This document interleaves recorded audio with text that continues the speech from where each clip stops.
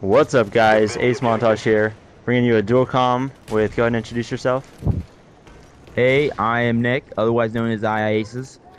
So first of all, let me introduce the gameplay. I joined late in a demolition on Black Ops. I don't really play Black Ops, but this is my first game on for the night, and I have a gold gun because I did the glitch.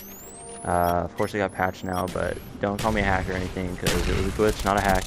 I finished 41-5, but I have a nice little 37-1 streak going, so that's it for the gameplay. But I've invited Nick to do this DualCom with me because we're going to talk about his success on YouTube and the YouTube community in general. So first of all, Nick, do you know when you got started with the whole YouTube thing?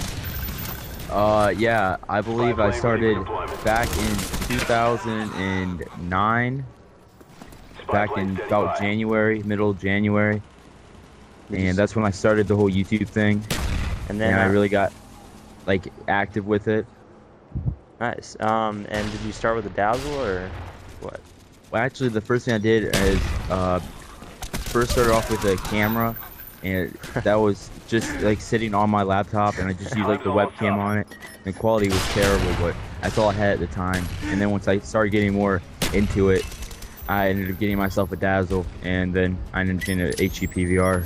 It's about midsummer of last year. Nice, nice. No, it's funny. I actually started when I first started recording. I actually put my video camera on a box of Cheez-Its sitting behind my shoulder, recording gameplay, and then I got my PVR in about June last year. But how many subs do you have right now? It's about 45. As of now, I have somewhere around 4,500.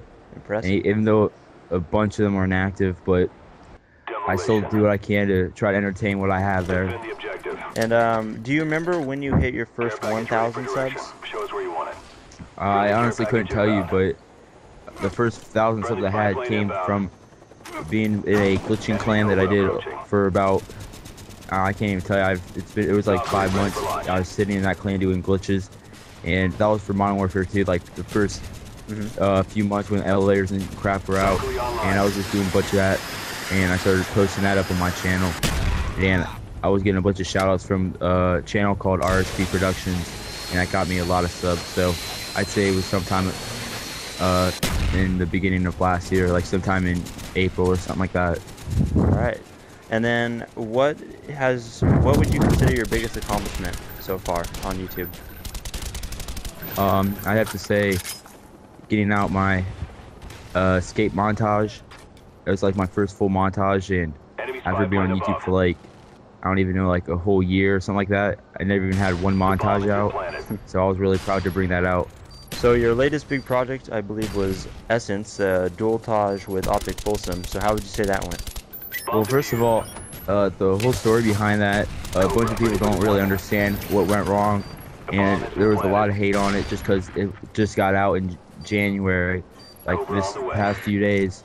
And the thing about it was, about 5 or so editors bailed on it, and that montage should have been out in at least October, November, but it never got out, and it was all just because of the editors, and not a lot of people understood the situation that we were in, and people were hating on because there's Modern Warfare 2 kill cams and how they were all old and stuff, even though we only spent like a month or so, like way back then, just recording, and back then that's what people considered a good kill cam. Yeah, I think it's crazy how the standards change. I remember when a flat 360 used to be like amazing, and then it turned into the 360 and jump off stuff, and now people are just going for ridiculous stuff. The standards seem to change, so by the time you actually get something out, it seems like everyone's all disappointed, thinking that it's not that good. I honestly think like a month before Black Ops, even a month before Black Ops, people still thought that that was good stuff. That's at least what I saw when I did that. But like as soon as Black Ops came out, a few weeks into it, people just like put their expectations for kill cams really, really high, and that just really like put a lot of hate onto that montage. Yeah, well, I'm a big procrastinator, and I have hundreds of clips on my laptop, but what sucks now is if I go back and watch them, I pretty much have to delete them all, just because the standards just keep going up and up with YouTube stuff and kill cams and trick shots. Would you say that Optic Jambi Challenges U series has kind of affected that, or would you say that it's just everyone just wanting to one-up each other? I honestly don't know. I mean, like, I think the point of the Jimmy Challenge was to give people a purpose to go back on Modern Warfare 2 because Black Ops coming out, but I don't really think that it really influenced how people did Killcam. I think people just changed the way they looked at it because since Black Ops came out, they just thought, well, no one wants to see Modern Warfare 2 unless it's like really, really amazing stuff. So you gotta like really make the Killcams really, really good. All right. Well, one thing that you mentioned is that a lot of your subs are inactive. So I kind of want to talk about the YouTube community. I kind of have a theory that the YouTube community is kind of like the real estate market, and what I mean by that is that there's this rule. I think it's like the 95-5 rule or something, where 5% of the real estate agents make 95% of the profit. And I feel like the YouTube community is like that. Like there's like 5% of the commentators and stuff that are really popular that have like 95% of the views on YouTube. So is there anyone you look up to on YouTube, someone that helped you start it, or someone that you really admire now? Well, at first it started like when I was glitching, and when I was looking up on YouTube, like I wasn't really into like sniping at all. I never even actually knew anything about sniping until I ended up getting my PVR, and that's the reason I got it, because I started doing sniping. But before that, I was just looking on YouTube trying to find these like really good glitching clans that I could glitch with all the time. So once I found RSP Productions, and they got like their name got out there for glitching, and once I saw that, I started finding a bunch of glitches on my own, and I decided that I just post those on my channel and then have RSP Productions like give me a shout out. And that's where I think a bunch of my inactive subs came from, was just come because of all the subs that came for glitches to my channel. Yeah. And since I don't have any of that anymore, they have nothing to watch for my channel. But I think the sniping was more entertaining, so I just switched to that. And you know, honestly, I'm still happy with doing it. Yeah. But I just think that I deserve a little bit more credit for it. Are there any commentators that you currently watch, like any of the machinima guys that you really look up to right now? The only one that I really enjoy watching is White Boy 7th Street. Like, I really enjoy his videos. He's like a really amazing commentator. He's funny. But any other ones, I watch their videos every now and then, but I really don't like just go all fanboy up to them. Yeah. But I do to White Boy.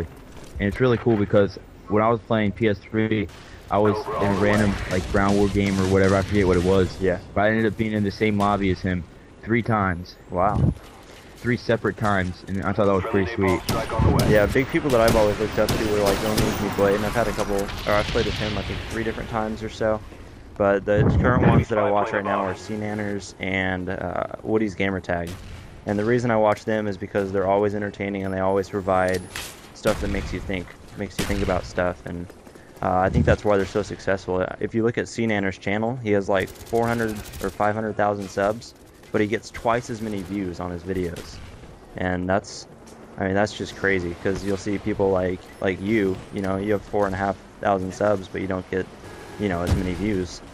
And I think that might be part of just the YouTube community in general. Like, people just find more and more people, and they sub more and more people, and then they start to ignore, you know, it's not like everyone can watch every video that pops up in their box or whatever. Yeah. So one last question I have for you is, would you give any advice?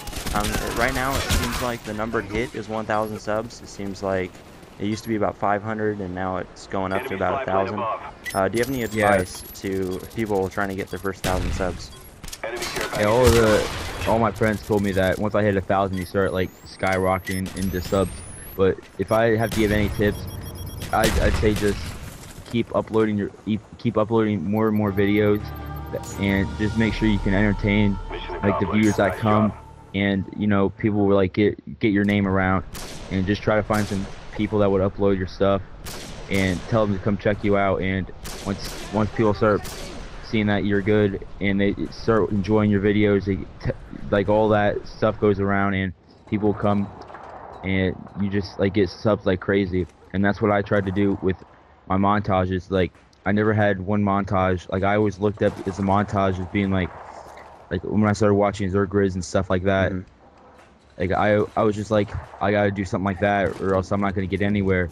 So I always like put my expectations high from the start. Yes. So that's what I do. Strive for the best and look for others for help. Yeah, basically. Alright guys, well that's it for the gameplay. It was a 41-5 for real on Black Ops. AceZ, thanks for doing the Killcam with me. Ace Montage out. Peace.